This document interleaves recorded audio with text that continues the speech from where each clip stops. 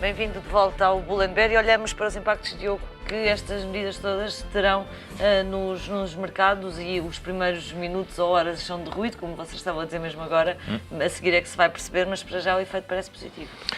O efeito será certamente positivo, quer dizer, não pode haver efeitos negativos. De facto, há uma atuação deste tipo por parte do BCE. Agora, em termos de alocação de ativos, é preciso distinguir ações e obrigações. Creio que claramente isto tem de nos fazer pensar a pôr um travão um bocadinho no investimento em obrigações euro, porque as taxas não vão recuperar deste tipo de medidas, ou seja, vão continuar em níveis mínimos, vão eventualmente continuar a baixar ainda ligeiramente. Eu não gostaria de ser hoje um gestor de fundo de tesouraria euro, porque é impossível estar a remunerar corretamente os seus clientes com fundo de tesouraria. Ao contrário de, eventualmente, estar em obrigações americanas, em obrigações em dólares, eventualmente high yield, eventualmente em obrigações em dólares de países emergentes, que também têm recuperado face aos seus níveis mínimos do ano passado. Portanto, do lado das obrigações, basicamente, claramente, o futuro não está na zona euro. Do lado das ações, é que sim, tendo em conta não só aos níveis máximos que já foram atingidos do lado dos Estados Unidos, mesmo em termos de níveis de valorização relativa das ações e das empresas, creio que hoje, mais ainda do que ontem, está na hora de olhar com muita atenção para as empresas europeias, como sendo, de facto, o foco de um crescimento possível, pelo efeito cambial, porque não nos podemos esquecer que a maior parte dos grandes grupos europeus tem uma exposição forte internacional, o que significa que qualquer descida do euro tem um impacto positivo em termos de competitividade, em termos de vendas, e, portanto, tanto em termos de top line que de bottom line, temos um bom resultado. E, por outro lado, os níveis de valorização das empresas europeias ainda não estão claramente tão elevados como do outro lado do Atlântico, e ainda temos caminho a percorrer em termos de recuperação económica. Estamos 2 ou 3 passos atrás em termos de ciclo económico em relação aos Estados Unidos, portanto, ainda temos espaço, de facto, para uma expansão dos múltiplos e uma expansão também do nível de resultados das empresas europeias. Portanto, basicamente, os grandes grupos de ativos terão este tipo de alocação daqui para a frente. Dívida pública portuguesa é obrigação de euro, e, a ser verdade, e provavelmente é o que está o Diogo a dizer, é uma má notícia para o financiamento da dívida pública portuguesa, ou não? É preciso, o Diogo estava a falar nas obrigações, essencialmente, eventualmente, daquelas do investidor. Do investidor, sim, exatamente, mas também na lógica da gestão do prémio do risco. É preciso ver que, neste momento, as obrigações portuguesas caracterizam um segmento de high yield, não propriamente naqueles ativos sem risco. E o Diogo eventualmente estava a referir também mais naquela componente dos ativos sem risco. Versus umas bundes alemãs, exatamente, por exemplo. Nomeadamente. E aí sim há uma grande sensibilidade à evolução da taxa de juros. Apesar de estamos neste momento a níveis históricos mínimos das taxas de juros, qualquer alteração de subida das taxas de juros irá, em certa medida, penalizar mais uma bunda em termos de preço do que propriamente uma dívida pública portuguesa, uma vez que temos aqui uma componente de prémio do risco que está neste momento a ser refletido na taxa que neste momento estamos a pagar, em torno dos 3,6% aos 10 anos. Significa que, numa melhoria das perspectivas económicas, o que poderá acontecer é uma redução do prémio de risco associado à dívida pública portuguesa, e aí sim temos um efeito positivo para o investidor final. No entanto, o que é importante nesta altura verificar é os investidores não olharem muito para aquilo que aconteceu no passado, mas, acima de tudo, saberem bem o seu nível de tolerância ao risco. E neste momento, numa altura em que estamos com taxas de juros mínimos históricos, numa altura em que estamos com níveis de volatilidade históricas, baixos históricos relativamente aos mercados de ações, poderá a tendência de olharmos para o retrovisor e verificarmos que isto corre sempre tudo bem, quando o futuro, obviamente, dada a sua definição, obviamente poderá gerar aqui outro tipo de comportamentos e, obviamente, que faz a componente dos ativos com risco. Significa isto que os investidores não deverão olhar para a sua alocação de carteiras não apenas só com as performances passadas, mas, acima de tudo, com aquilo que são as perspectivas de risco futuro, e assim é, digamos, uma medida muitíssimo importante que os investidores deverão incorporar, porque poderá haver a tendência de irmos para obrigações de baixo risco, quando o futuro, essas mesmas obrigações incorporarem, obviamente, um nível de risco, em termos de performance de resultados finais, piores para os investidores. E então, esta procura por alternativas de investimento numa altura destas, baixos níveis de volatilidade, baixos níveis de taxa de juros, é cada vez mais importante a tomada de decisões de investimento acompanhadas com alguém, com os gestores profissionais, no sentido de aí sim fazerem a devida alocação. Porque cada vez mais é importante que os investidores, um pouco naquilo que o Diogo também dizia há pouco, pensarem numa perspectiva não de curto prazo, nas suas carteiras de investimento, mas também na perspectiva de médio e longo prazo.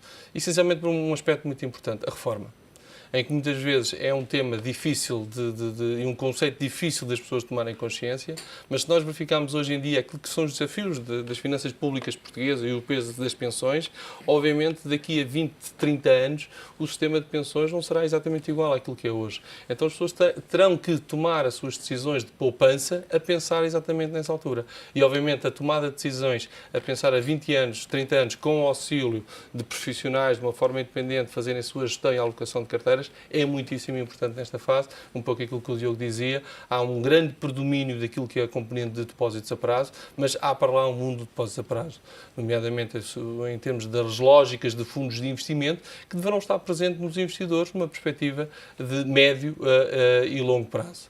E investir em Bolsa não é jogar em Bolsa? É sempre investir em Bolsa, não gosto especialmente de designação de jogar em Bolsa, uma vez que os mercados financeiros eles têm uma sua função social que é a transferência de risco. E quando um investidor está a tomar posição de um outro, o outro está-lhe a passar o risco e está ele a ficar com o risco na sua carteira. E esse mesmo risco depois irá ter o seu desempenho futuro. E quando o investidor investe numa empresa, ele torna-se proprietário dessa mesma empresa. E, obviamente, irá beneficiar das boas ou más decisões daquilo que vier a acontecer, daquela empresa em específico e do mercado em geral. Isto não é uma caixa negra que não sabe o que é que se lá passa. E não pode ser. E cada vez mais, e a regulação e bem, tem evoluído para aquilo que é um maior nível de transparência e hoje os investidores deverão premiar, porque esse é um aspecto importante também nesta questão da caixa negra, que é a questão da liquidez, em que os investidores deverão premiar também aqueles ativos líquidos que de um momento para o outro conseguem acompanhar a formulação do seu preço, por um lado, e por outro lado, se tiverem uma necessidade súbita de liquidez, poderão se desfazer. Há comprador. Que há comprador. E é isso muito importante que os investidores, numa altura destas, deverão ter presentes na sua tomada de decisões. Ouvidas estas palavras de Mário Draghi, este conjunto de medidas obriga, de facto, que os investidores hoje vão para casa olhar para as suas poupanças e pensar onde é que têm o dinheiro investido? Eu acho que os investidores e os já o devia ter feito.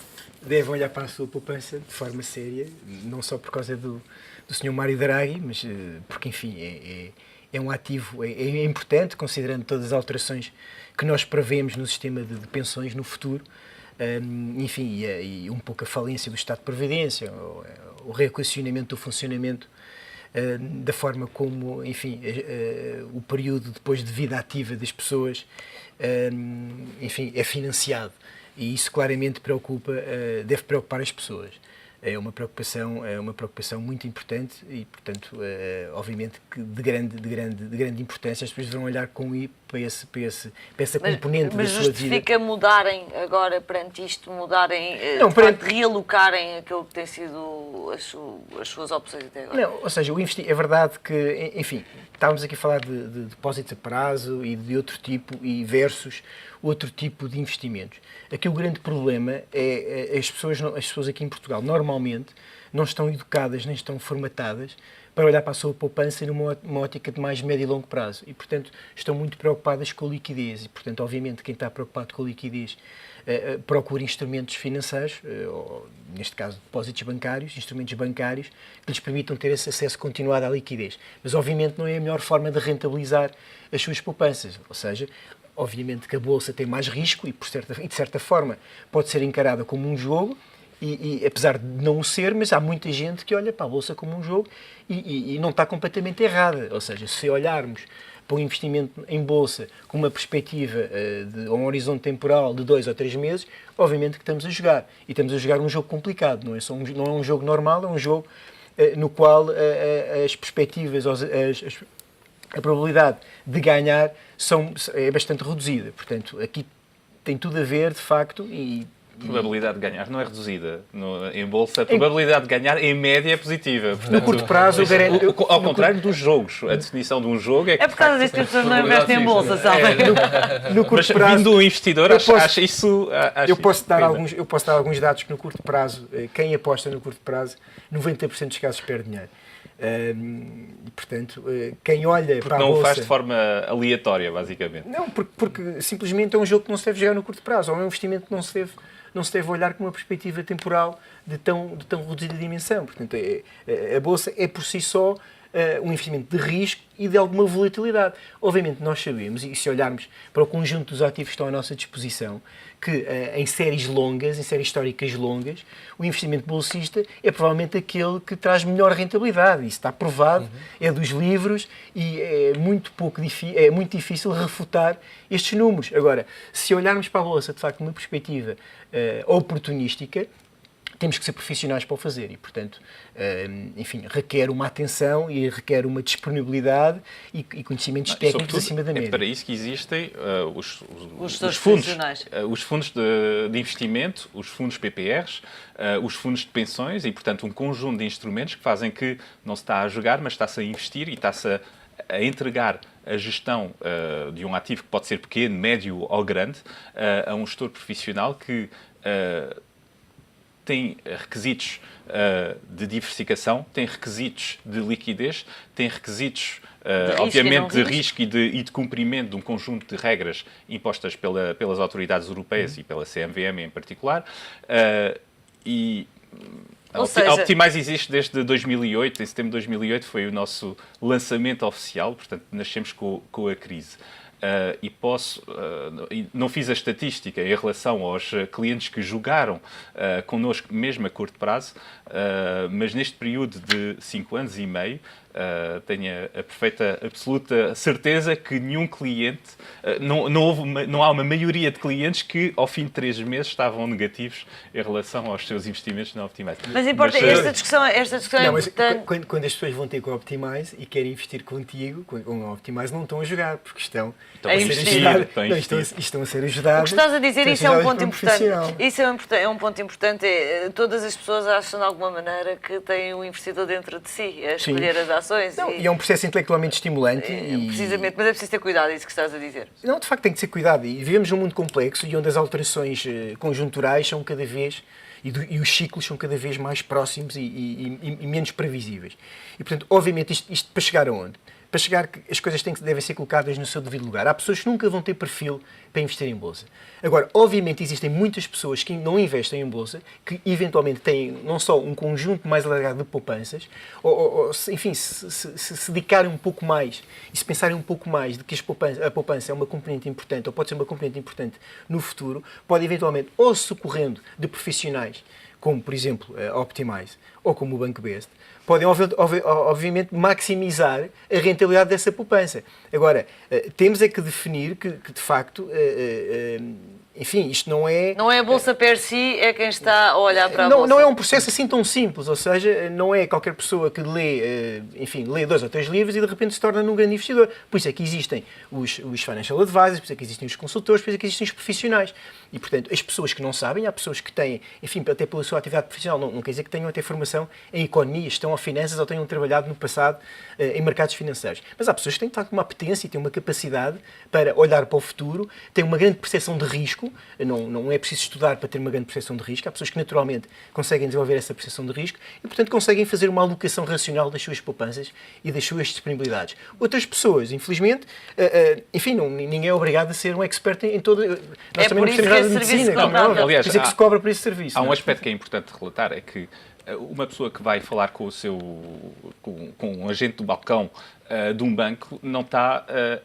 a falar com um expert. Não está a falar com um gestor. Está a falar com uma pessoa que está aí a vender para produtos colocar bancários, produtos claro. bancários. portanto, está Isso é aí muito para importante. colocar depósitos a prazo, está para colocar, eventualmente, ações ou obrigações O que o banco incentivo está a colocar. daquela pessoa não é o incentivo da pessoa que está do E, outro lado portanto, do o balcão. próprio cliente é que está a tomar a sua decisão de investimento e não está a ser aconselhado no sentido de uma gestão discricionária da sua poupança. Portanto, é preciso distinguir, de facto, a função de aconselhamento e de gestão por conta que é o facto de facto, entregar um montante com uma certa política de investimento a um gestor profissional que vai atuar, ou então ir ao balcão de um banco e comprar, como no supermercado, o produto financeiro que a pessoa está à procura. Pode ser ações de uma empresa, podem ser obrigações, pode ser um depósito a prazo, mas onde a decisão de investimento está, de facto, e efetivamente, do lado do investidor que foi ao balcão. Portanto, são dois atos completamente Isto é diferentes. importante. O que o Diogo disse é muito importante, aliás, até porque a regulação vai caminhar neste sentido. Ou seja,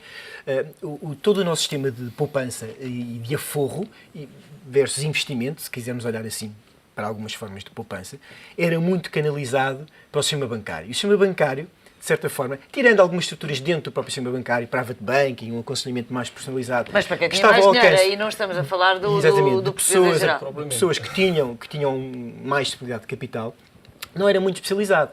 E, portanto, é que existe esta dicotomia, esta visão de que, de facto, o investimento, ou algumas formas de investimento, não são as mais adequadas. De facto, os bancos, e quando estamos a falar de aforro, poupança e investimento, que é orientado por bancos, estamos a falar de um aforro de investimento que é orientado por instituições que não são propriamente especialistas em decidir pelas pessoas qual é que é a melhor forma de elas rentabilizarem as suas poupanças. Hoje em dia- Os bancos são E distribuidores. não na são prática, e ganham- arquiteturas abertas, ou seja, Deixa-me- não permitem Tem a ver aceder com a todos os E produtos. tem a ver com o bancários. conflito de interesse. Deixa-me- Os bancos ganham com a distribuição do produto, não ganham com A a boa maior performance. A boa performance que os investidores têm. Deixa-me ouvir o Isso é um Carlos, problema. temos de concluir, Carlos. Mas aí temos outras realidades, obviamente no Banco Oeste, esta lógica da que arquitetura aberta, onde temos disponíveis cerca de 2.000 fundos e temos a capacidade, face à formação contínua dos nossos financial advisors, dar exatamente esse mesmo aconselhamento Mas aí, de mais forma uma vez, não estamos bem a independente. falar de banca de retalho no sentido mais Mas tradicional. temos uma banca acessível e aquela questão, aquele mito que é um banco sendo eletrónico, que é só para grandes investidores, é um mito. A partir de 500 euros conseguimos abrir uma conta no Banco Best e investir em fundos do BNP Paribas, de uma JP Morgan ou de uma Fidelity. A questão não passa por aí. A questão passa essencialmente pela cultura das pessoas e pela capacidade, por um lado, dos investidores de incorporarem outras suas necessidades. E não é só pelo amigo que lhe disse que lhe correu bem aquele investimento, que aquele investimento será bom para ele. É preciso fazer um teste de adequação desses mesmos investidores e aí, permitam-me, do ponto de vista de regulação, avançámos muito e demos uma grande evolução nos últimos anos, no sentido de tomar a consciência daquilo que é a importância do investidor final, não dos intermediários que estão no meio, porque hoje em dia eu costumo dizer que o melhor trabalho que nós fazemos é aquilo que nos permite abrir a porta no dia a seguir, que é confiança. E o negócio da banca continua a ser um negócio de confiança. Nesta altura de recuperar até. E cada vez mais. Porquê? Porque é exatamente o bom serviço, a boa prestação do serviço de aconselhamento ou de apresentação de alternativas de investimento independentes, sejam ações, sejam ETFs, sejam obrigações ou sejam fundos de investimento, permitem ao investidor tomar as suas devidas decisões de investimento, acima de tudo com um grande reconhecimento dos riscos que lhe estão E associados. permite dormir à noite, no fundo. Sem dúvida nenhuma. Mas, senhores, até para a semana. Muito obrigado. Fica por aqui, para a semana a mais. Até lá.